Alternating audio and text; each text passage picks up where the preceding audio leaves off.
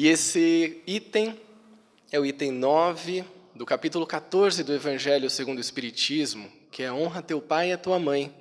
Um item super importante, falar sobre família num momento tão especial, tão desafiador que o nosso país enfrenta, que o nosso mundo enfrenta, e onde nós vemos que a família é um núcleo especial, é o núcleo principal de transformação da humanidade.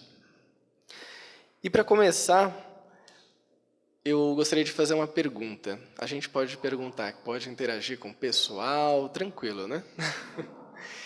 Quem aqui tem filho? Algumas pessoas. Agora, essa eu vou precisar muito da sinceridade de vocês. Quem aqui é filho? Todos somos, né? Todos somos filhos. Essa pergunta pode parecer irrelevante, mas ela faz muito sentido. Muitas vezes, quando a gente passa a nossa vida, deixa a vida fluir, a gente não percebe isso, que somos pais, mas também somos filhos, sempre. E quando a gente fala de ingratidão dos filhos, a gente olha para os nossos filhos, mas nós também somos filhos. Existem os nossos pais de carne, os nossos pais que nos deram a vida neste planeta, mas existe o nosso Pai celestial também. Então, vamos entender um pouquinho mais sobre essa ingratidão. E eu gostaria de começar com uma história. E essa história fala de um pai que era muito rico, tinha muito dinheiro, tinha muitas posses, materiais, empresa, tinha tudo. E ele tinha um filho também. E esse filho cobrava muito do pai, para que o pai desse para ele essas posses, esses bens materiais, mas o pai não dava. Esse filho, durante toda a sua vida, teve que enfrentar a luta por conquistar tudo aquilo que ele precisava. O primeiro emprego, que não foi na empresa do pai. O primeiro carro. A sua faculdade. Tudo aquilo que ele desejava, o pai oferecia a ele conselhos, oferecia a ele caráter, mas não entregava a ele aquele ouro material. Eis então que esse pai, já de avançada idade, cai com a sua saúde debilitada, é internado, e o filho, muito ingrato e raivoso, resolve então visitar esse pai, que ele não via há muitos anos. E quando ele chega, o pai solicitando a sua presença, a energia que ele leva até aquele espaço, até aquele leito, é de raiva, é de rancor, é de ódio. E eis que o pai então pega um livro, o Evangelho segundo o Espiritismo, e entrega ao filho.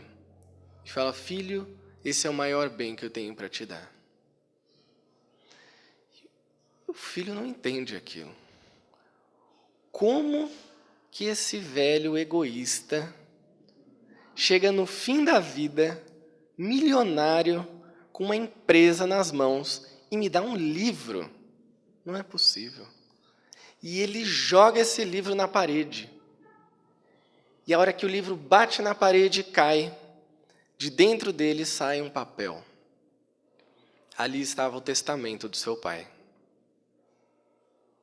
O filho lê, pega o livro de volta nas mãos, volta até seu pai, em prantos, pede perdão naqueles que eram os últimos momentos de seu pai encarnado, e o pai diz a ele, eu poderia te dar todas as posses, eu poderia te dar todos os bens materiais que eu tenho, mas sem esse livro, você não seria uma pessoa completa.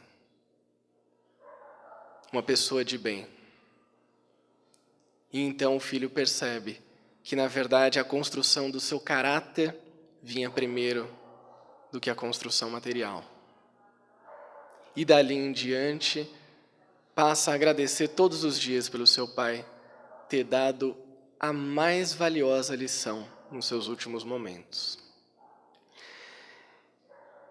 Essa história, ela nos mostra a ingratidão de um filho por, naquele momento, estar momentaneamente cego às reais necessidades do Espírito aqui na Terra. Mas nós estamos encarnados, nós todos que aqui estamos. E nem sempre a gente para pensar sobre isso. E eu me fiz essa pergunta: de onde vem a ingratidão dos filhos? E eu faço essa pergunta a vocês. De onde vocês acham que vem essa ingratidão? Podem responder. Só os encarnados, que eu não ouço os desencarnados, graças a Deus. De onde poderia vir essa ingratidão? Alguma situação? Um sentimento? A falta de amor pode ser. O que mais? Amor no coração de quem está tendo essa ingratidão. Com certeza. De onde mais viria essa falta de gratidão? Dificuldade em transferir valores morais aos filhos, dando tudo o que eles querem, sem falar não na hora que precisa. Perfeito. Dificuldade em dar tudo, aliás, de dar os ensinamentos morais, né? Ensinar algo positivo para o filho, ao invés de dar tudo na mão. O que mais? Essa ingratidão. Eu acho que os filhos, agora, eles pensam mais em trabalhar, não tem tempo, Sim. porque para eles também está difícil, né? Sim. E então a gente tem saudade, mas eles não ligam muito mais. Perfeito. Eu acho assim, que é preocupação bastante que eles têm também. Perfeito. Então, hoje em dia, os filhos trabalham muito, porque têm preocupações materiais, né? O mundo não está tão fácil, e isso acaba afastando dos pais. Seria uma falta de tempo, uma correria, né? Uma palavra que a gente usa muito atualmente, principalmente aqui em São Paulo, né? A gente gosta de falar, está uma correria minha vida. Então, isso também acaba afastando os filhos dos pais e permite que haja essa ingratidão. Mas o Evangelho responde também essa pergunta, e tem um pouco a ver com tudo isso que a gente falou. A primeira resposta, a resposta clara, é que a ingratidão dos filhos vem do egoísmo, que é um dos males que a gente tem para depurar aqui na Terra, né? Todos nós temos. E aí esse egoísmo, ele passa por 3 aspectos que eu listei aqui. O primeiro são as vidas passadas. Não podemos deixar de considerar isso. As relações familiares de vidas passadas, que podem vir através de um ódio, por exemplo, de um rancor, e mesmo que a gente não lembre, ainda bem que a gente não lembra, isso pode acarretar em um afastamento inicial. Mas também tem a vida presente. Claro, a vida mais importante é essa. O momento mais importante da nossa vida é o agora. E na vida presente, pode ter, de um lado, a omissão dos pais, como foi dito, ao passar os valores morais, ao ensinar os filhos esse caráter, essa gratidão. Mas também tem um terceiro ponto, que no Evangelho não está escrito assim, mas eu fiz uma atualização para os dias atuais, que é a família Doriana e a ovelha desgarrada. É aquela família que é perfeita.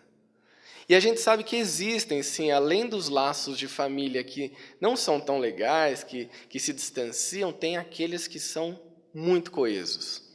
E no meio desse seio familiar vem aquele espírito rebelde. Aquele espírito que é o ponto fora da curva. E que mesmo que os pais façam aquilo que é possível, aquilo que é impossível, esse filho acaba se desgarrando. Mas os pais fizeram a sua parte. Então a família Doriana funcionou numa parte. Faltou um que acabou se desviando. Ainda assim, a responsabilidade desses pais é de passar. É de levar os ensinamentos, plantar a semente que talvez germine muito à frente. A gente vê como a família, ela é o campo de ajuste para o espírito. Ela é, talvez, o momento e o lugar mais importante que a gente tem nessa encarnação para trabalhar todas as nossas questões morais. Se a gente for parar para pensar, naquela nossa maior dificuldade, seja o orgulho, o egoísmo, o ciúme, a inveja, o rancor, a impaciência, geralmente se inicia dentro da família. E geralmente é o lugar mais difícil de colocar isso em prática. Mas é o lugar onde a gente sobe mais degraus na escada da evolução. É que subir escada cansa, né? Ainda mais subir de 2 em 2 degraus, de 3 em 3 pulando. A família é isso. E é sem escada rolante. Que às vezes a gente quer subir nessa evolução numa escada rolante, né? Ou de elevador. Pior, vai ficar preso no elevador. Uma rampinha, né? Mas se for a rampinha, vai ser aquelas bem íngremes, sabe? Tem que subir quase agachado. E aí eu pergunto para vocês, alguém aqui, pelo que eu estou percebendo, não tem, mas eu vou perguntar por desencargo de consciência. Alguém aqui tem desafio na família? Tem? Levanta a mão. Quem tem? Desafio, dificuldade na família, né? Temos espíritos iluminados aqui, claro, que vieram na família Doriana completa, 100%. É comercial de TV. Mas alguns de nós ainda temos, né? E esses desafios, a gente percebe que muitas vezes a gente busca levar eles para fora. Eu tenho esse desafio, mas deixa a minha família quieta ali. Eu levo para fora, vou viver minha vida. Aí você constitui uma nova família e foge dessa família também. Não, aqui não é assim? Cada um para o seu canto, mas leva a malinha dos problemas junto. Eles não fazem por causa dos pais, é que eles não têm tempo, às vezes. Exato. Eles não fazem pouco caso. Muitas vezes acontece mesmo. Essa busca que a gente tem diária por estar aqui, pelas necessidades que a gente tem, de cuidado, por exemplo, aqueles filhos que se tornaram pais e que agora têm filhos para cuidar, e que têm uma família para sustentar, e que tem uma série de preocupações, né, para resolver. Ainda assim, aí esses filhos agora não vão gostar do que eu vou falar, né? A internet é incrível para isso. Que você consegue falar com os seus pais pela internet, pelo menos, né? Que tem aqueles filhos que foram morar em outro país, foram morar em outra cidade, outro estado, e aí antes tinha que ligar interurbano, que era caro, né? Então ligava uma vez por mês. Agora já tem pais, já tem avós que fazem videoconferência pela internet. Então a gente tem essa possibilidade. Mas o que será que nos afasta? E é interessante pensar e trazer para a nossa reflexão de hoje que no Livro dos Espíritos, também no capítulo 7, tem uma questão que fala sobre isso e ela dá um alerta para a gente. Que ela fala o seguinte, questão 775. Qual seria para a sociedade o resultado do relaxamento dos laços de família? O deixar afrouxar os laços de família. Ah, tudo bem, eu vim, meu pai me trouxe ao mundo, minha mãe me trouxe ao mundo, me deram tudo o que eu precisava, e aí eu saí de casa beleza, tá tudo certo. Deixa afrouxar, deixa as coisas ficarem para trás. Com a minha família, eu vou constituir uma nova família, agora eu vou focar só aqui. O que aconteceria? A resposta é uma das menores respostas do Livro dos Espíritos. E eu achei incrível como ela é profunda. Eles respondem assim para Kardec: uma recrudescência do egoísmo. Então ele já deixa aqui para a gente um alerta. Afrouxar os laços de família é uma recrudescência do egoísmo. O que isso quer dizer? A recrudescência é quando nós voltamos àquele espírito velho. Velho que eu digo antigo, das vidas passadas, que nós fomos muito piores do que a gente é hoje. Hoje, se a gente acha que é ruim alguma coisa, vocês não fazem ideia de quanto foi isso antes. E nós estaremos voltando a acessar esse grau de egoísmo, que já foi muito maior. E que hoje estamos burilando, trabalhando, malhando esse egoísmo para conseguir tirar ele da nossa vida. Ou seja, é uma pergunta que ela traz esse alerta e ela já dá a resposta para o que fazer para conseguir trabalhar o seu egoísmo. Se a pergunta é, qual seria para a sociedade o resultado do relaxamento dos laços de família, o que a gente faz? Deixa de relaxar. Aperta. Aperta esse laço de família. Trabalha nisso. Eu costumo fazer uma analogia que a nossa vida, a nossa evolução, é como se fosse uma academia. Alguém faz exercício físico aqui? Uma caminhadinha, uma academia, alguma coisinha. É bom, importante, né? Manter o corpinho também bem saudável, para que o espírito possa trazer todas as suas potencialidades. Mas também tem a academia moral. O que é a academia moral do espírito? Academia é assim, você vai e aí você levanta um peso. Esse copinho aqui está super leve. Você pode passar o resto da sua vida levantando esse copinho aqui. Está leve. Você não está trabalhando o músculo. Está relaxado. Está tranquilo. Ou você pode pegar algo que é mais pesado. E aí o músculo começa a doer, começa a machucar. Mas também você começa a ficar mais forte, mais saudável, com mais energia. A academia moral é assim. Sabe aquele parente que é difícil? Que chega outubro, você vai no mercado, já tem panetone, e você lembra o quê? Natal está chegando. E aquele tio, aquela prima chata, aquele irmão complicado vai estar no Natal. E vai vir falar na minha orelha. E vai ser difícil. E aí o que a gente faz? A gente vai para aquele familiar que a gente já tem afinidade. E passa a noite inteira de Natal ali, protegido. Levantando o copinho. Ali é fácil, né? Ser espírita. Ali é fácil ser caridoso. Você já gosta da pessoa. E aí quando dá meia-noite, abraça todo mundo. Aquela alegria, aquela festa. Vai naquele parente difícil, dá um abraço, fala, tudo de bom para você, meu irmão, minha irmã, muita luz na sua vida. Fulano está me chamando ali, eu já volto, tá? E vai para lá. A academia moral é quando você trabalha no esforço para que esteja com essas pessoas que também são um pouco mais difíceis, porque também nós somos. E que você possa levantar esse peso, que é um pouquinho mais difícil, mas que você consiga trabalhar esse egoísmo, burilar ele a cada dia.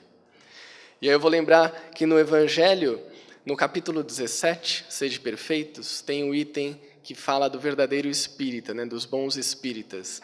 E a gente acha que o verdadeiro espírita é o evoluído, né? Tem alguém aqui que já bateu ali na meta da evolução? Alguns espíritos completistas, ainda não, né? Talvez alguém que esteja nos assistindo. né? Agora está em casa, assim, falando, eu com certeza. Tudo bem, não estamos te vendo. O que acontece? A gente acha que esse verdadeiro espírita é aquele que está perfeito, mas não é. E o Evangelho já explica isso. O verdadeiro espírita é aquele que se esforça para domar as suas más tendências e que trabalha na sua transformação moral. É isso. A gente se esforça. O importante é isso. O caminho que não é tão bacana seria um caminho em que a gente tem essas oportunidades, como o Natal, já estou falando para ficar nas nossas mentes, porque está chegando, né? E a gente foge. Opa, deixa eu ir aqui pela tangente. Então, a gente foge dessa transformação, a gente foge desse trabalho nas nossas imperfeições morais. Não precisa passar a noite inteira ali com a pessoa também, né? Seria difícil até. Mais uns 20, 30 minutinhos, uma conversa, ouvir, entender. Mas é difícil, né? É difícil. Ainda bem, ou não, que a gente conhece o Espiritismo, né? Porque ele traz todas as respostas e a gente fica sem desculpa para dar. E tem também uma questão que tem tudo a ver com isso. Como que a gente faz para trabalhar com essa pessoa para não ser ingrato, seja os nossos pais ou aqueles que estão à nossa volta? Nós, como filhos também do Pai Altíssimo. Caridade. Mas caridade é clichê, né? Todo mundo fala caridade, caridade, a gente tem que fazer a caridade. Mas o que é caridade? Como Kardec era muito curioso, graças a Deus, ele fez essa pergunta também, mas ele já foi no top. Ele já perguntou assim, gente, me explica aí, como que Jesus entendia a caridade? Porque assim, já que é para a gente ter um exemplo, vamos no máximo, né? Vamos naquele que veio aí para ser o exemplo maior de tudo. E são só 3 coisas. É super fácil, gente. É esse copinho aqui, ó. Tá leve. Só que não, né? E ele traz aqui 3 coisas. Como Jesus entendia a caridade. 1, benevolência para com todos. Tá aqui. Dá para trabalhar, né? 2, indulgência para com as imperfeições alheias. Tá ficando difícil. 3, perdão das ofensas. Não, aí já está querendo demais. Os 3 na mesma vida, não tem como parcelar 3 vezes sem juros? Uma em cada a gente trabalha? A resposta está dada. Nós, como filhos, temos essa oportunidade junto aos nossos pais de exercitar tudo isso. Nós, como pais, também temos a oportunidade de exercitar isso. Porque os pais são um exemplo dos filhos. E os filhos serão para os seus filhos. E os seus filhos serão para o mundo. Então, quando nós nos esforçamos, como bons espíritas que somos, e se alguém não tinha lido esses capítulos, eu acabei de estragar a surpresa, né? Agora vocês já sabem, vai ter que usar isso para a vida, né? A gente sabe que vamos nos transformar a cada momento, a cada conversa, a cada oportunidade. Benevolência para com todos, buscar a bondade, levar a bondade. Indulgência para com as imperfeições alheias, saber que todo mundo erra. Nós erramos. Como que a gente queria que as pessoas olhassem ou falassem a nós dos nossos erros? E perdão das ofensas. Alguém vem e nos ofende, é uma imperfeição dela. Se a gente tem indulgência, fica mais fácil o perdão. E tudo isso se transforma na benevolência. Eles são espertos. Eles fizeram tudo ligado um no outro. Você faz um que puxa o outro, que depois volta. Caridade. Isso é caridade. Com todo mundo. Que é um pouco mais difícil, mas a gente trabalha para isso. Então, agora eu quero refletir junto com vocês sobre gratidão. A gente falou sobre ingratidão um pouco, mas vamos pensar na gratidão. Quantos aqui, no último mês, nem vai precisar puxar tanto na memória, no último mês, se sentiu grato ou verdadeiramente agradeceu por um bom serviço que foi recebido? Numa loja, num restaurante, algumas pessoas. Quem aqui foi grato por ter andado numa rua e essa rua estar limpa, não ter sujeira no chão, na calçada, ter uma latinha de lixo e o lixo está ali? Alguém passou por isso? Não, né? Alguém se sentiu grato também por ter na sua rua, muitas ruas têm isso, aquele vigia, aquela pessoa que passa a madrugada ali, olhando pelas casas, protegendo as casas? Algumas poucas pessoas. Mas a gente pode pensar o quê? Tudo isso é pago. É mais do que obrigação da pessoa fazer um bom serviço, né? Eu paguei pelo atendimento. A gente paga imposto para manter as ruas limpas. Muitas vezes esses vigias também recebem ali a sua remuneração. Tá certo. Em alguns momentos falta essa gratidão naquilo que a gente acredita que é uma obrigação das pessoas. Mas, por outro lado, alguém aqui se sentiu grato ou realmente agradeceu por ter vindo aqui na Fraternidade Espírita Irmã Maria e ter encontrado o centro limpo? Ter ido ao banheiro, tinha papel no banheiro. Gente, o desespero de não ter papel no banheiro.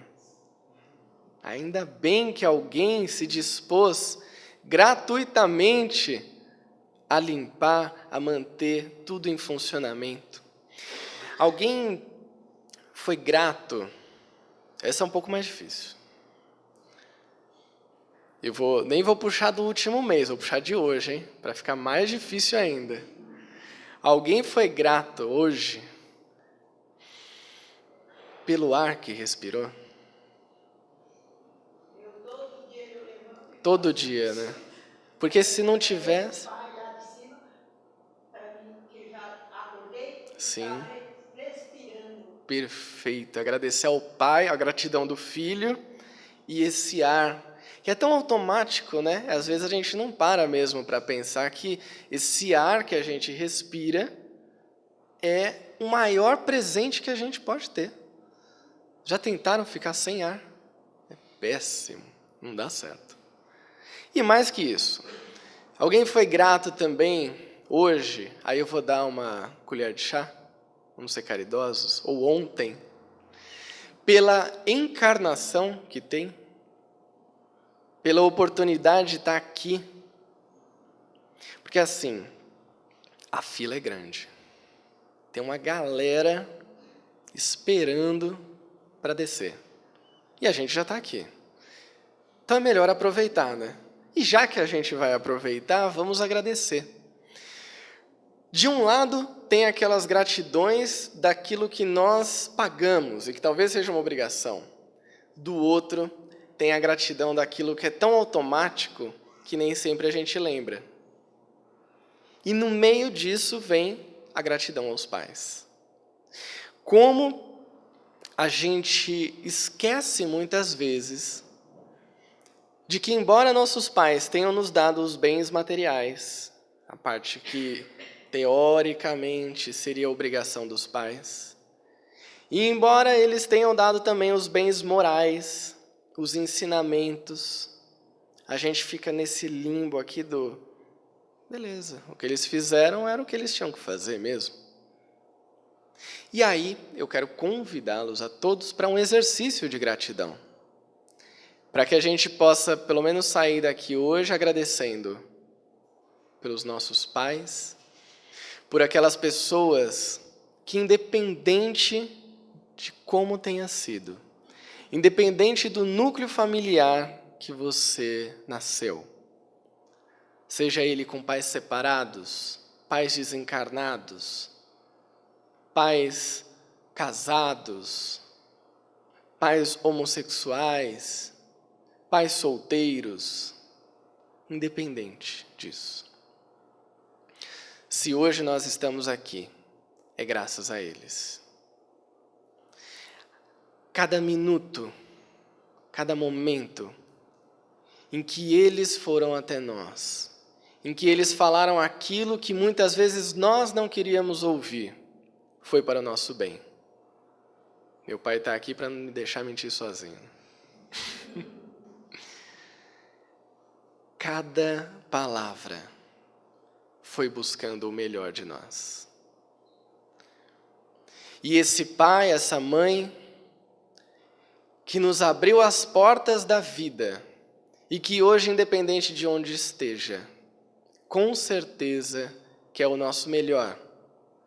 Nós podemos, nesse momento, trazê-los à memória, lembrar de um momento feliz, um momento grato, um momento tocante, em que nós agradecemos, ainda que não estejamos próximos, ainda que eles estejam em outro plano, nós agradecemos por eles terem estado aqui conosco, por eles terem dedicado uma grande parte, uma boa parte, independente de tempo, da sua encarnação por nós. Porque ser pai, ser mãe, é um trabalho de caridade. É um trabalho de afastamento do egoísmo. Porque, como a minha mãe diz, ter filho é ter o coração fora do corpo. E desde a primeira vez que eu ouvi isso, eu pude sentir um pouco mais sobre como os nossos pais se dedicam. Como eles se esforçam com todas as suas dificuldades, com todas as suas imperfeições que eles veem também, e eles são aqueles heróis que, quando nós somos crianças, nós acreditamos que sejam infalíveis, e quando nós nos tornamos adolescentes, nós vemos que tem sim algumas falhas, e a maioria de nós vira aborrecente, a gente briga com eles, a gente é ingrato, a gente chora, a gente bate o pé, a gente foge de casa. E só depois, de adulto, a gente vai perceber que, independente das imperfeições deles, independente daquilo que eles nos falaram e que talvez tenha sido um erro ou um acerto, eles fizeram melhor. Então nós hoje vamos agradecer a eles. Aqueles que ainda têm os pais encarnados, vamos mandar uma mensagem no WhatsApp, porque temos pais modernos hoje, independente da idade. Vamos ligar. Vamos marcar um almoço. Dia das crianças. Filho é criança para sempre. Minha mãe, meu pai me chamam de apelidos quando eu era criança. Então a gente ainda pode viver isso. E se eles já se foram, já estão no plano espiritual e talvez até estejam aqui com a gente, né, ouvindo, a gente agradece e convida eles também para um momento de reflexão, um momento de conversa, um momento de agradecimento por terem nos ofertado essa vida. E eu quero agradecer especialmente ao nosso Pai Celestial. Aquele que, independente das nossas imperfeições, nos dá tanta coisa, tantas oportunidades, tantos recursos. Aquele que nos dá o ar que nós respiramos, a vida que nós temos, a comida que nós comemos, a casa em que nós moramos. E agradecer ao seu Filho, que foi o maior exemplo de gratidão, que foi Jesus. Que sempre lembrava de seu Pai e dizia: estou aqui a trabalho do meu Pai. Estou aqui por amor ao meu Pai. E mesmo nos seus últimos momentos,